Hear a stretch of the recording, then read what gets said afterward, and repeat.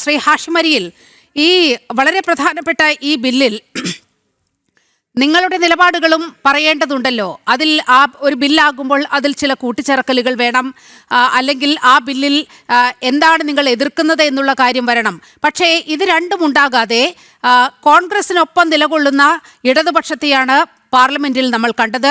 രാജ്യസഭയിലായാലും ലോക്സഭയിലായാലും ഇത്തരത്തിലൊരു നിലപാട് എടുക്കുകയായിരുന്നു യഥാർത്ഥത്തിൽ നിങ്ങൾ ചെയ്തത്. അപ്പോൾ നിങ്ങൾക്കും ഇതുപോലൊരു ബില്ലല്ല, ഇത്ര സംശുദ്ധമായ ഒരു നടപടിയല്ല ആവശ്യം എന്ന് വരികയല്ലേ? ഈ ഒരു ബില്ല് ചർച്ചയ്ക്ക് വരുന്ന സന്ദർഭത്തിൽ ബില്ലിനെതിരായിട്ടായിരുന്നില്ലല്ലോ അവിടെ കുഴപ്പങ്ങൾ ഉണ്ടായത്. പ്രതിപക്ഷത്തെ നിങ്ങൾ എപ്പോഴാണ് പ്രതിപക്ഷമായി പരിഗണിച്ചത്? എപ്പോഴാണ് പ്രതിപക്ഷവുമായി ക്രിയാത്മകമായ ഒരു ചർച്ചയിൽ ഏർപ്പെട്ടിട്ടുള്ളത്? ഈ 12 വർഷങ്ങൾക്കിടയിൽ രാജ്യം നേരിട്ട വലിയ വലിയ വിഷയങ്ങൾ ഉണ്ടായിരുന്നു. ആ വിഷയങ്ങളിലൊക്കെ പ്രതിപക്ഷത്തെ പരിഗണിക്കാതെ, പ്രതിപക്ഷ ശബ്ദം കേൾക്കാതെ ഒറ്റയാനായി നടന്നുപോയ ഏകാധിപത്യത്തിന്റെ ശബ്ദമായിരുന്നു ഇതുവരെ ഇന്ത്യയിൽ മുഴങ്ങിക്കേട്ടത്.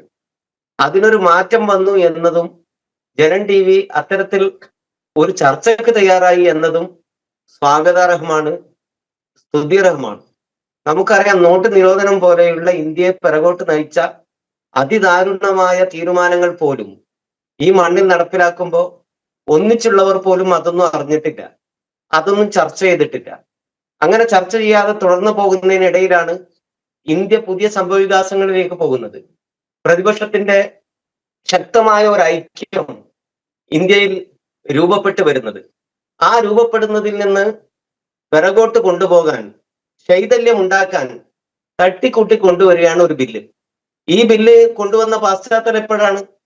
ഈ ബില്ല് ഇപ്പൊ നടപ്പിലാക്കുന്ന ഒരു മാസത്തിനിടയിൽ ഇന്ത്യയിൽ നടന്ന ചില സംഭവ വികാസങ്ങളുടെ പശ്ചാത്തലത്തിലാണ് ഈ ഒരു ബില്ല് വന്നത് എന്ന് എല്ലാവർക്കും അറിയാം. ബില്ലാണ് ഇവിടെ പ്രശ്നം. ബില്ലിന്റെ പേരിൽ മാത്രം, ഒരു നിയമനിർമ്മാണം കൊണ്ട് മാത്രം ഈ കുറ്റങ്ങൾ ഇവിടെ അനുവർത്തിക്കപ്പെടാതിരിക്കില്ല.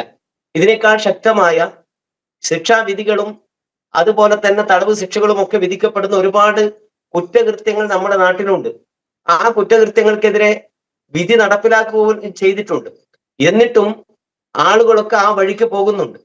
ആ പോകുന്ന വഴിക്ക് ഇവരൊക്കെ നിയമത്തിലെ പഴുതുകൾ നോക്കിയിട്ട് അതിനുള്ളിലൂടെ കടന്ന് ഇത് സ്വന്തമാക്കാനാണ്. ഞാൻ ചോദിക്കുന്നത്, ഈ ബില്ല് പ്രതിപക്ഷം നിങ്ങളോട് സഹകരിക്കുന്നു, അത് പാസ്സാക്കുന്നു. ഈ കഴിഞ്ഞ നീറ്റ് പരീക്ഷയിൽ ഉൾപ്പെടെ നടന്ന അഴിമതികളുടെ പേരിൽ നടന്ന ഈ കുറ്റകൃത്യങ്ങളൊക്കെ ഇതിന്റെ പേരിൽ ശിക്ഷിക്കപ്പെടുമെന്ന് അവർക്കും ഈ ശിക്ഷ മുൻകാല പ്രാബല്യത്തോടുകൂടെ ഉറപ്പുവരുത്തുമെന്ന് പ്രഖ്യാപിക്കാൻ കഴിയുമോ? ലോക്സഭയിൽ അതാണ് ഇടതുപക്ഷം ഉന്നയിക്കുന്ന ആശങ്കകൾ. ഇരുപക്ഷത്തിന്റെയും, കോൺഗ്രസിന്റെയും അതുപോലെ ഇടതുപക്ഷത്തിന്റെയും നിലപാടുകളാണ് പറഞ്ഞത്. അതിൽ യുവരാജ് ഗോകുൽ മറുപടി പറയും.